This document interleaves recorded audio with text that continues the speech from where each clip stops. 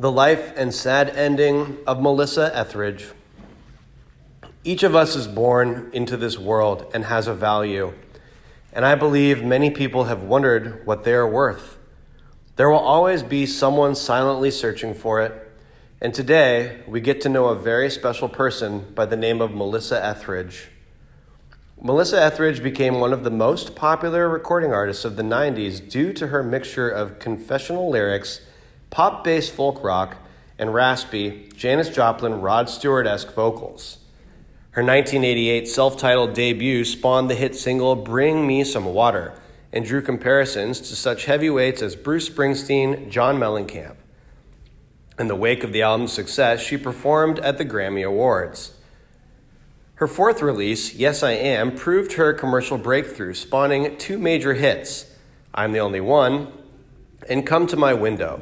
The album earned her a 1995 Grammy Award for Best Female Rock Vocalist.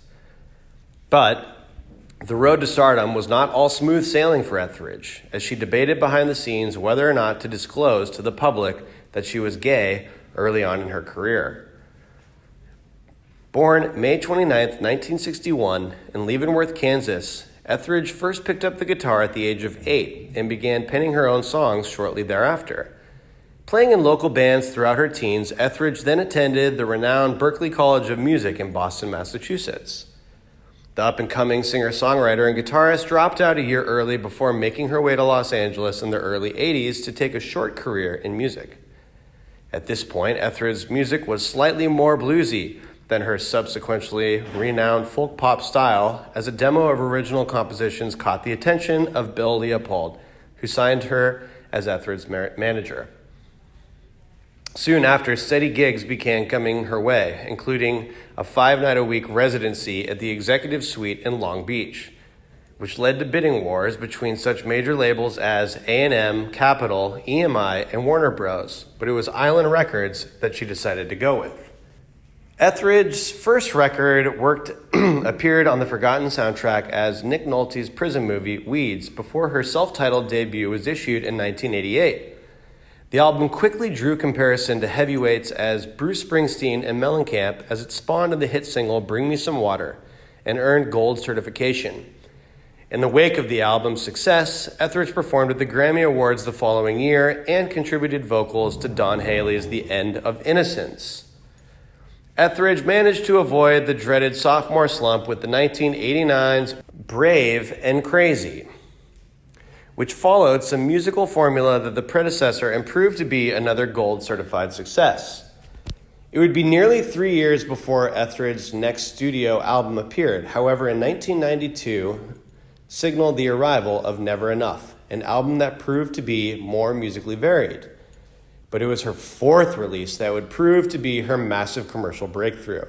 Tired of rumors and questions regarding her sexuality, Etheridge decided to put the speculation to rest once and for all, titling the album Yes I Am.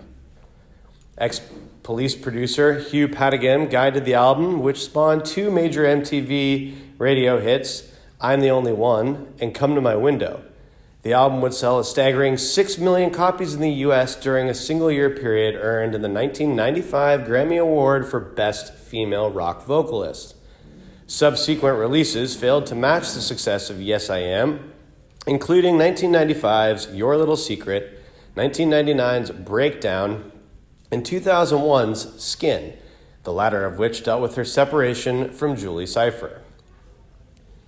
Etheridge came out publicly as a lesbian on January of 1993 at the Triangle Ball, a gay celebration of President Bill Clinton's first inauguration.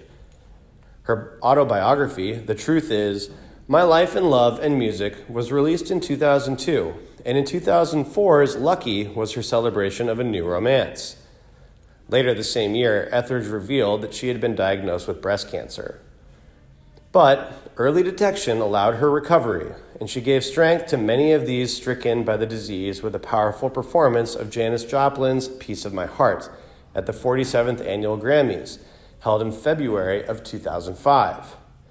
In 2007, Etheridge released her first album of new material in 3 years, The Awakening, on Island, of course, following it later the year in 2008 with a holiday album. A New Thought for Christmas also on Island Records. Fearless Love appeared in early 2010. Her 12th studio album, 4th Street Feeling, was released in 2012. It marked the first occasion in her career where she played all guitar parts on one of her recordings. 2 years later, she went independent with her 13th album, This Is Me, an ambitious collection that saw her collecting with several different producers, including R&B specialist, rock star, and John Levine. The album debuted at 21 on the Billboard's Top 200. 2 years later, Etheridge switched to Concord's Revived Stax imprint to pay tribute to the classic 60s soul of Memphis rock and soul. The record debuted at 34 on the Billboard's Top 200. Etheridge designed her 2019 album, The Medicine Show, as a restorative healing record. It was released on her ME Records imprint in April of 2019. On May 13th of 2020, Etheridge announced on Twitter that Beckett, her son with Cypher, had died of causes related to opioid addiction at the age of 21. The shock was far from her psychological reassurance. The positive thing I would like to say is, if you are sad, cheer up.